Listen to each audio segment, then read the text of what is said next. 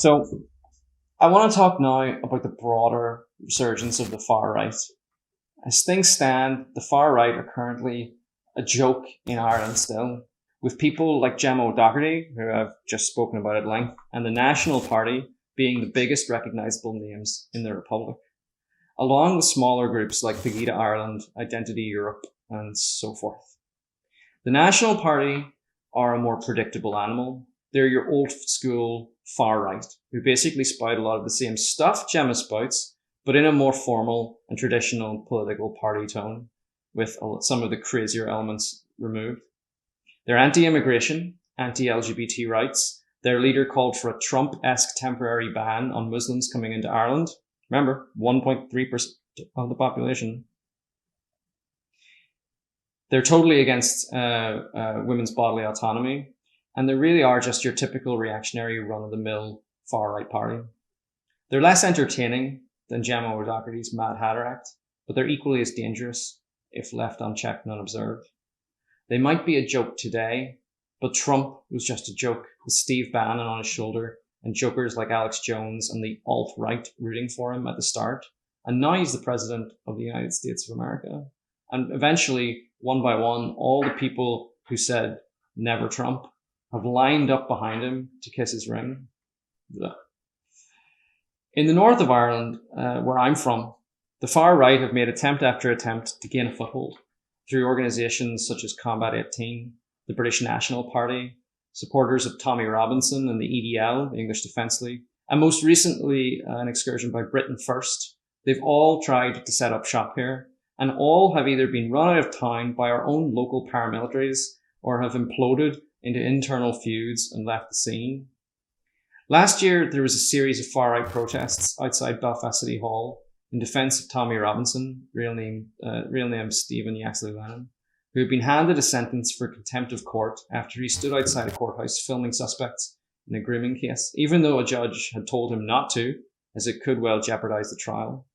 He was briefly imprisoned before the Court of Appeal overturned the conviction, but during his stint in jail, the EDL and their ilk bussed Robinson supporters around the UK for a series of protests. At the first protest in support of Tommy Robinson in the north of Ireland, which took place outside Belfast City Hall on the 9th of June 2018, hundreds of EDL supporters gathered to call for his release. And I was one of about a dozen people who turned up for the counter demo that day. And what we saw was unsettling.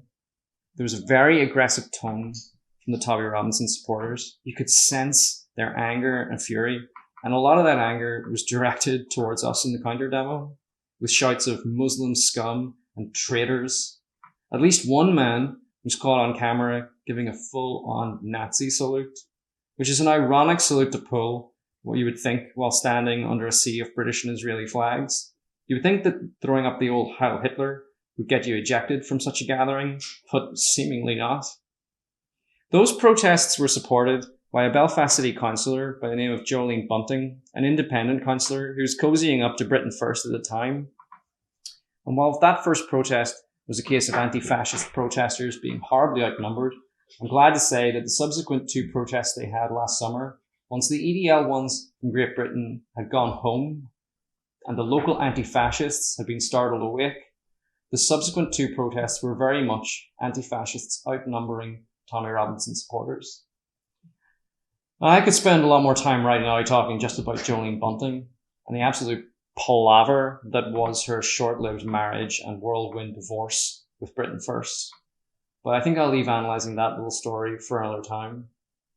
Thankfully, after running the most openly far-right campaign possible, promising to fight the communist left on Belfast City Hall, whoever they are, she lost her seat. But whilst outright fascists and far-righters have never met with electoral success in Ireland, they have had considerable success elsewhere. In the 2017 French presidential election, Marine Le Pen of the Front National came second, surpassing parties who've been the core political demographic in France for decades, namely the Socialist Party and the Republicans, also defeating left-winger Jean-Luc Mélenchon from La France Insoumise, who had also polled ahead of the Socialist Party. Some surprise. But ultimately, she lost out to Emmanuel Macron, and his brand new liberal pro-EU En Marche party. But that it came down to Macron and Le Pen certainly came as a shock to me. But when the Front National, such a far-right party, although they've done a lot to try and slicken up their image to some degree, but when the Front National is coming second in a French presidential election, everyone should sit up and take notice. As one piece of graffiti predicted at the time, it could well be Macron 2017, Le Pen 2022. In Germany, the Alternative for Deutschland rose to become the third biggest party after the 2017 federal election, securing 12.6% of the vote, forcing the reigning coalition between Angela Merkel's Communist Christian Democratic Union and Martin Schulz's Social Democratic Party to be re-cemented, despite some pretty obvious stress lines between the two. With the far right now the official opposition in Germany, alarm bells are being rung. Over in Hungary, you have Viktor Orban, a right-wing populist darling whose response to the refugee crisis has been to erect walls of razor wire along the borders while militia patrol seeking to capture anyone trying to get into Hungary in a thuggish manner reminiscent of the militia situation at the US and Mexico border. As distasteful as Orban's illiberal, national conservative, populist right-wing politics are, he's not even necessarily the worst in Hungary. The Jobbik Party is a party variously described as far-right, racist, and even described by a president of the European Jewish Congress at the time as a neo-Nazi party. Although others, including Holocaust survivor and philosopher Agnes Heller, would not identify them in that way. The Jobbik Party, however, have called for the detention camps to be created for Roma deviants, as they put it. They currently sit in opposition with 19% of the popular vote. We should all be concerned about the ever-increasing authoritarianism in Hungary and pray that their political model, and the political forces formed in that part of Europe are overcome by more progressive forces as soon as possible. Nationalism is on the rise across much of the rest of the European Union as well. In Switzerland, the Czech Republic, in Italy, in Scandinavia, you'd be hard-pressed to find an EU nation where nationalism isn't on the rise. This isn't new, and I know that there are attempts to repackage it. It's the alt-right, it's identitarianism, it's simply protection of national identity and protection of national borders. But it's old conservative nationalism and it's right-wing populism. It's xenophobia. It's the politics of fear of the other.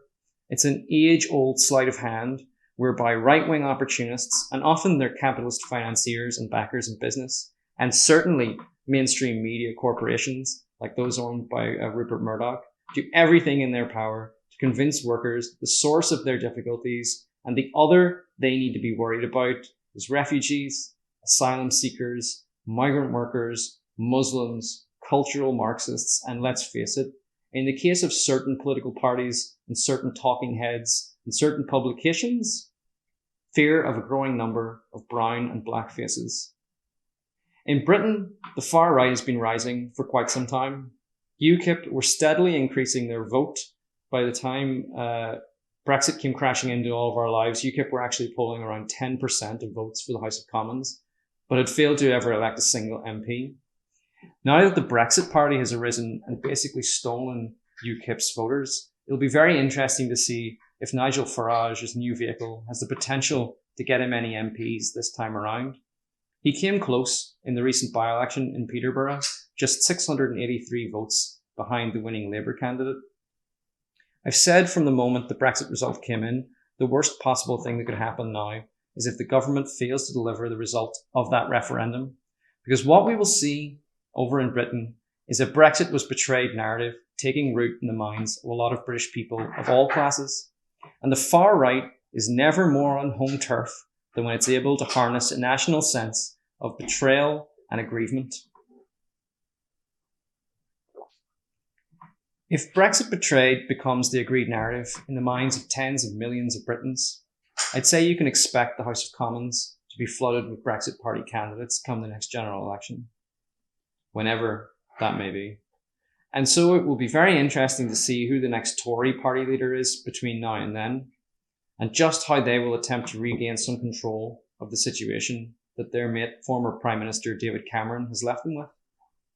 I imagine that they will get some form of hardline Brexiteer. Frankly, who knows at this point?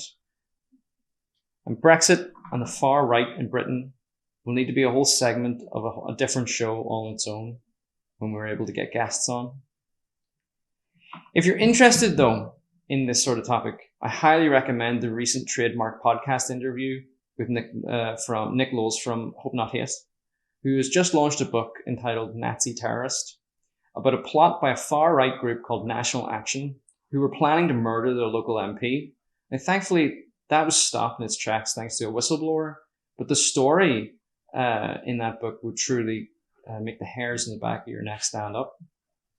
I'll include a link in the descriptions below for anyone who wants to learn more about that shocking turn of events. Meanwhile, across the Atlantic, we all know the story with America and the rise of Trump. The far right were hugely supportive of him, and although he has irked them at times and they've had their spats, they still make up his most vocal and vociferous supporters because they believe he's one of them. And why not? He talks like them. Good people on both sides, right? Well, I'm not going to rehash it all here now. If you want, you can check out the Majority Report and the Michael Brooks Show for excellent analysis of the rise and continuation of Donald Trump's presidency and the situation there. YouTubers like Shaun and ContraPoints also have some excellent content challenging far-right narratives. We'll include links below as well. While preparing for this show, I read an article and saw some video of actual neo-Nazis waving a Nazi flag, crashing a Pride event in Detroit over the weekend and causing a panic. What is happening in a society when the far-right are so emboldened they feel comfortable marching in the streets, wearing swastikas, waving swastika flags, and carrying guns and shields and weapons? This should be seen as an attempt to raise support for the genocidal politics that Nazism has always stood for.